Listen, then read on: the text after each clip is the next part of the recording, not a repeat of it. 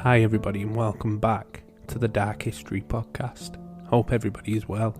Thank you everyone for the massive support that has been shown. I can't believe how quick this show is growing. So, in episode 7, we're going to go back to the good old Soviet Union and another one of Stalin's experiments. We spoke about the Holodomor about a month ago now, and if you haven't listened to that episode, what are you doing? Go and listen to it first. I'm only joking. That episode isn't connected to this at all, but I did talk about the kulaks and how they were arrested and taken to the gulag system. Unfortunately for those people, the lucky ones were killed.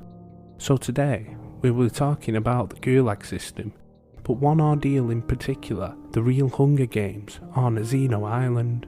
As a warning, this does get very dark, so listen with caution.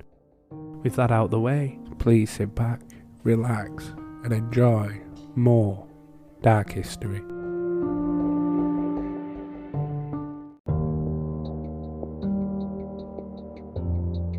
For those of you who don't know, the Soviet Gulag systems were labour camps and accompanying detention centres.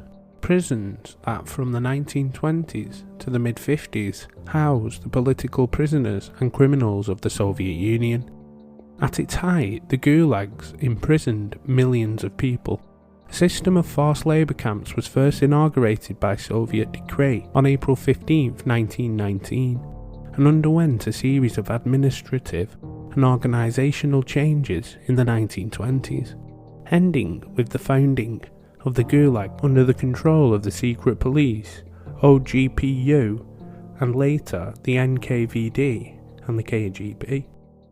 The Gulags had a total inmate population of about 100,000 in the late 1920s, when it underwent an enormous expansion coinciding with Soviet leader Joseph Stalin's collectivization of agriculture.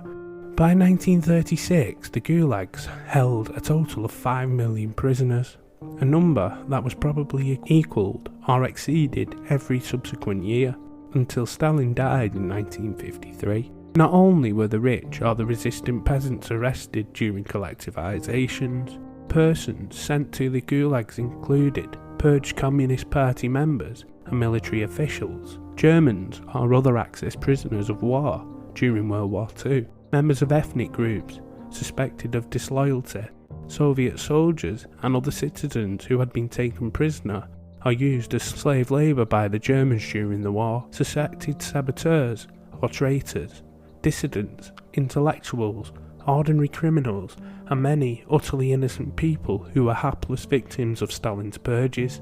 At its height, the gulags consisted of many hundreds of camps, which the average camp holding 2,000 to 10,000 prisoners. Most of these camps were corrective labour colonies, in which prisoners felled timber, laboured on general construction projects, such as building canals on railroads, or working in mines.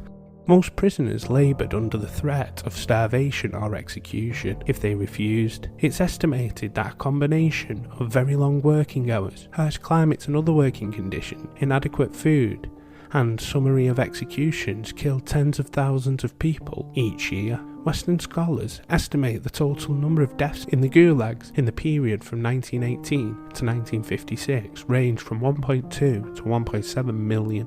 The Gulag started to shrink soon after Stalin's death. Hundreds of thousands of prisoners were amnestied from 1953 to 1957, by which time the camp system had returned to its proportions of the early 1920s. Indeed, the Gulags were officially disbanded. Its activities were absorbed by various economic ministers, and the remaining camps were grouped in 1955 under a new body, the GUITK, Galvanoi Upravlin Ispravitelno Trudoi Colony, or Chief Administration of Corrective Labour Colonies. Whoa, sorry for the murderous Russian pronunciations.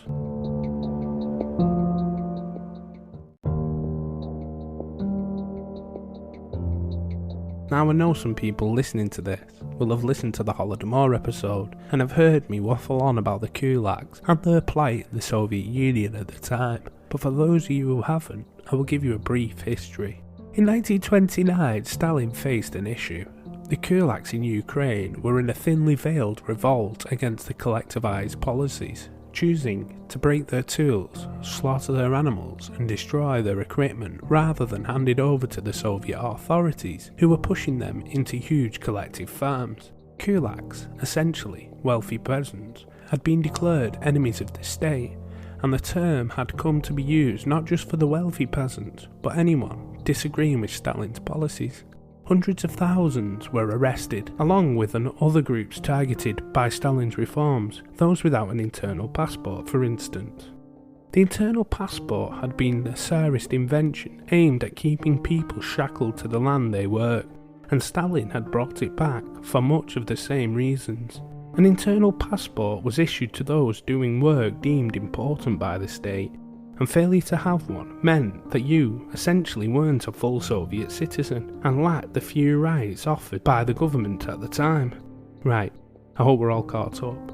Obviously, if you wanted more in-depth explanation, check out the Holodomor episode. Sorry for the shameless plug.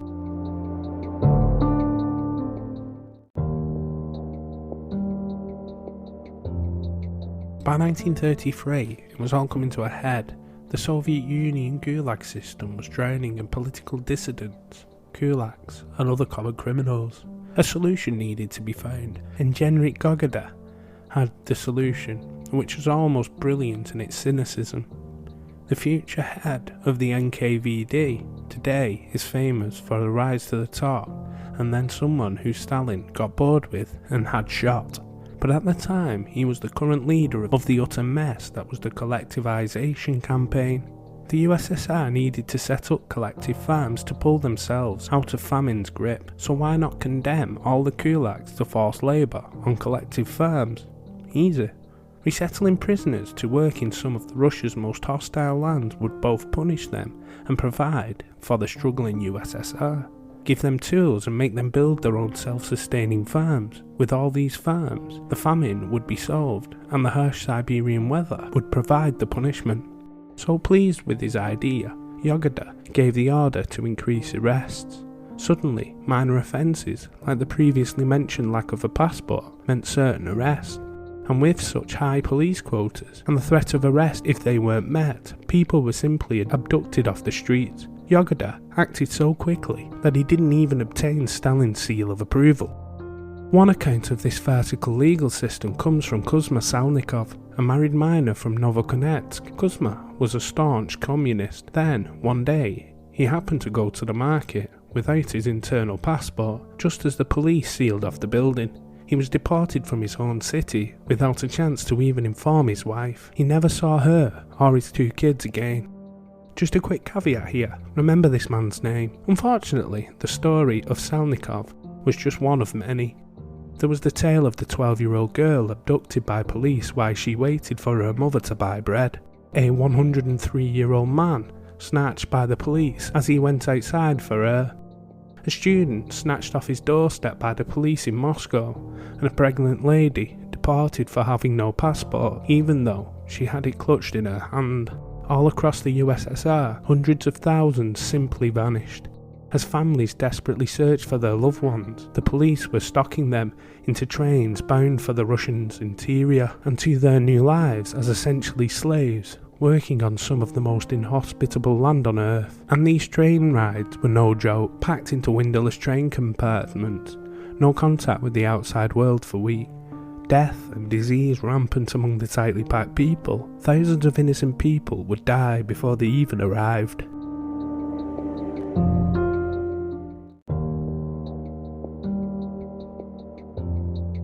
The issues talked about in these sections are quite disturbing, so please listen with caution. Given the immense cruelty inflicted, you would be forgiven to believe that the Soviet system was a fine-tuned machine of repression. But it wasn't the case.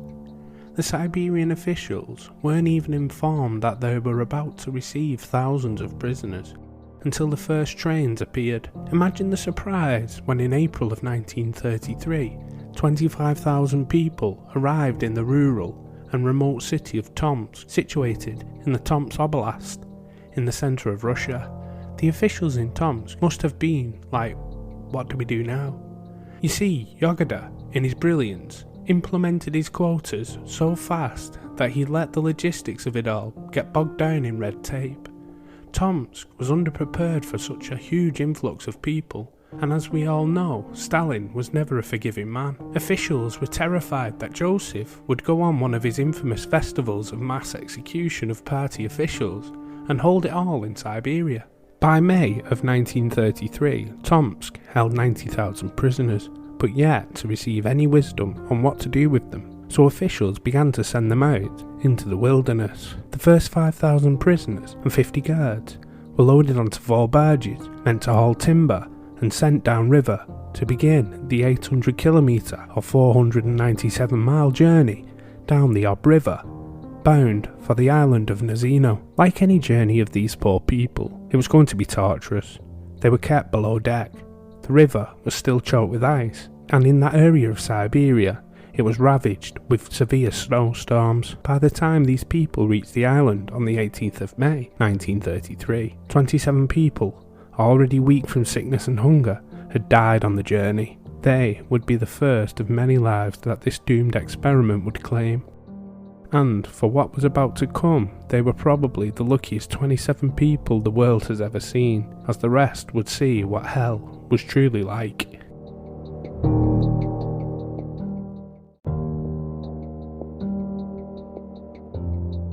On the north banks of the Ob River, deep in the Siberian wilderness of central Russia, is a low-lying marshland 3 kilometres long and less than 600 metres wide. This tiny scrap of earth bore no name for most of history. Its only visitors were the local Ostiak people who came to the island to collect tree bark. It would be from their local village Nazino, which is sometimes rendered as Nazinsky, that the island would get its name. But on May 18, 1933, this island became the scene of the most horrific nightmare-fueled event of the Gulag system and gained the name Cannibal Island.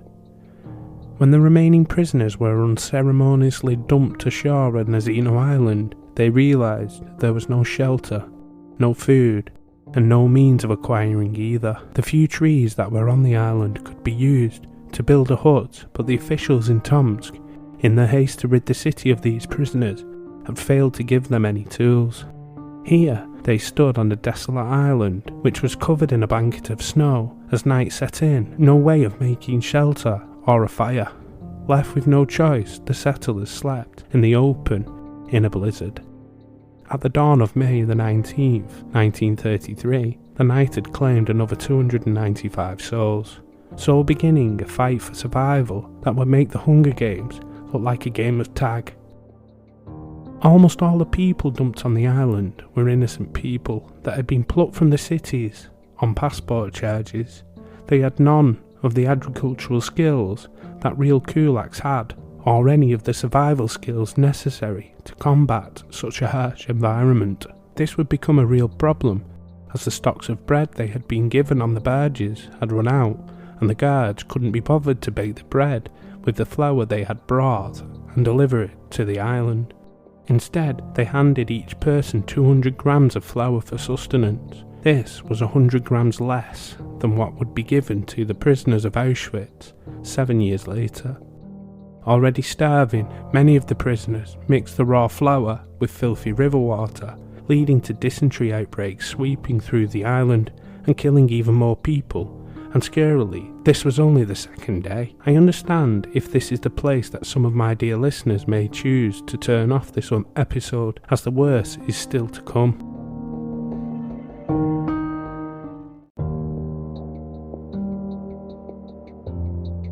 May 22nd, 1933, just 4 days after the barges had arrived, the suffering had reached new levels. The freezing rain that battered the island was claiming lives nightly due to the prisoners still having no shelter, while those who managed to build fires simply slept too close and burned to death.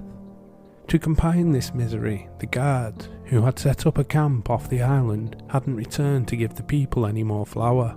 At this point, the people, who were just clinging to their humanity, mustered enough strength to hold a protest and started a riot.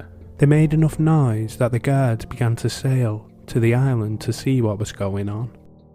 When the prisoners said they wanted food, the guards duly obliged their request, but not on a person-by-person basis. Instead, the remaining people would have to organise themselves into groups of 150 people. Each group would elect a leader, and that man would have the responsibility of distributing the rations. At this point, any solidarity left on the island was crushed, because among the settlers were a minority of violent and outright sociopathic people. These people presented themselves as different group leaders. The guards just shrugged and handed the flour to them. So the process began of starving to death for the majority of people.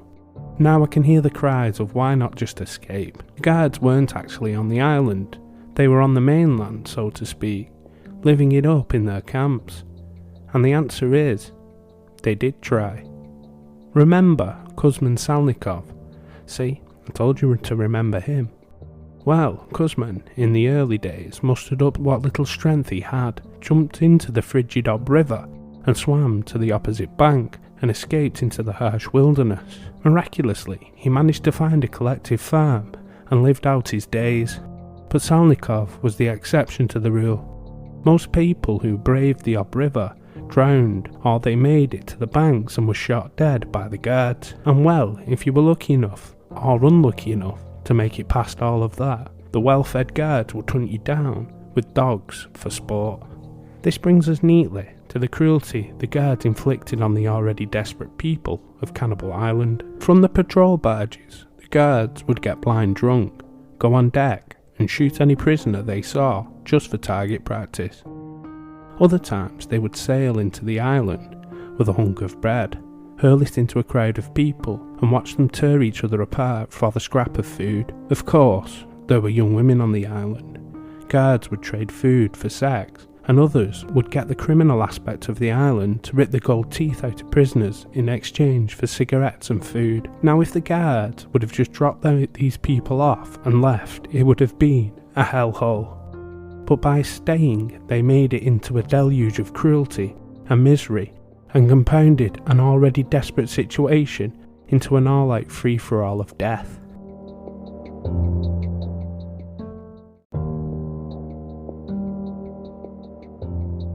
So, if you've reached this point in the episode, well done, you have a strong stomach, but this next section will test this. So yet again, please listen with caution, as we are about to talk about the actual cannibalistic side of our story. On May 25th, just 1 week after the boats had landed, the camp doctor made a gruesome discovery. During the autopsy of 5 prisoners, he discovered the first signs of cannibalism on their bodies. When he relayed his findings to the officials back in Tomsk, he was told that the prisoners were all degenerate and obviously cannibals by nature. Not 2 days later, a further 1,000 prisoners were sent to the island. Did they bring any food or tools with them? Well, what do you think? By now, all humanity had left that shred of land. Gangs of stronger prisoners roamed around, terrorising the weaker people. Murdering for food became commonplace, and this still was not enough. As a cold June crept in, the survivors did the only thing they could do to stay alive. They began to eat the bodies that littered the ground. Now, I could tell you the gruesome facts of this ordeal, but I don't think it would hold much weight, so I can give you some accounts of what happened and let the people speak for themselves. One prisoner, who after this ordeal was over, was questioned by officials about his part in the taboo of eating human flesh. It was simple. Just like shashlik, we made skewers with willow branches, cut into pieces and roasted it over the campfire. I picked those who were not quite living, but not quite dead yet. It was obvious they were about to go, but only in a day or 2. So it was easy to go that way now, quickly, then suffer for another 2 or 3 days. The horrors of this island didn't end there. This was madness on a deranged scale.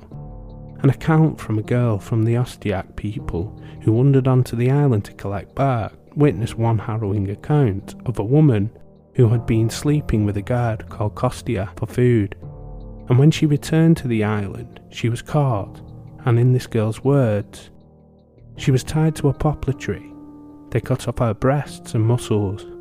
Everything they could eat. Everything. They were hungry. They had to eat. It wasn't long after this when the parents of Ophelia Bilia opened the door to a 40-year-old woman with legs wrapped in rags. Not long after they removed the rags to discover she had no calves. They had been sliced off for food. Nazino Island had not only become a place where people ate the dead or nearly dead to survive, but had become a place where some tortured their victims before consuming them. Luckily, this suffering was coming to an end, as even this level of horror was too much for the Soviets.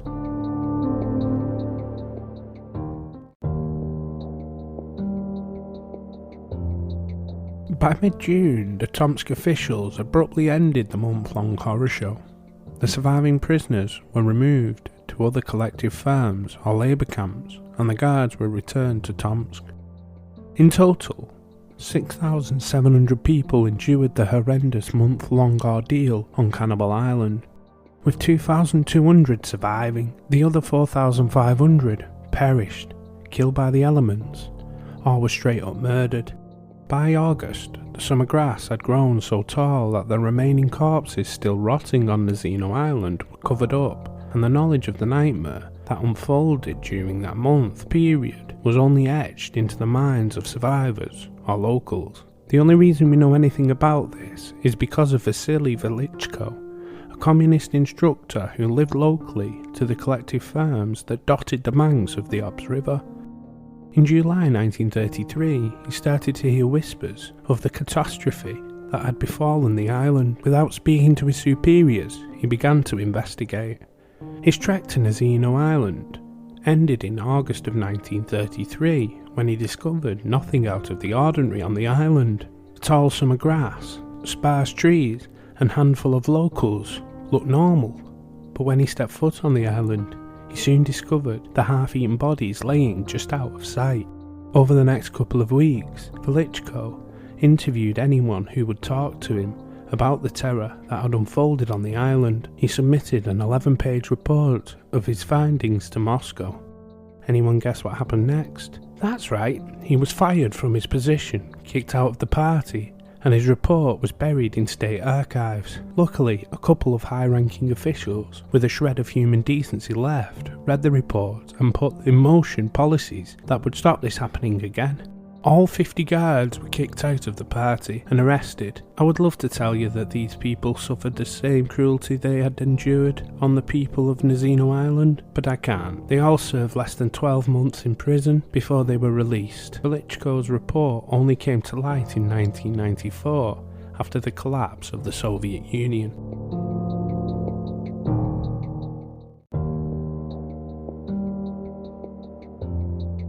Well, if you made it to this point, truly well done. It was a hard story to research, write and record. I can't even imagine the suffering these people went through. But the scary thing is, the Soviet Union was so notorious for being secretive. So is this the only one, or were there more camps like Nazino Island? I mean, I know about the Road of Bones and the countless other gulags that I'm sure had a lot of suffering and death, but are there any others with this level of depravity locked away in the archives that will never see the light of day? There is one story I do find difficult to believe, but it does appear in every account I've read, and that is the lady who had no calves. How did she get there? Obviously she couldn't walk, and also she was on an island, so how did she swim? There are just too many holes in that story for me. But anyway, as always, links will be in the description to my TikTok and YouTube channel. If you would like to check them out, please feel free.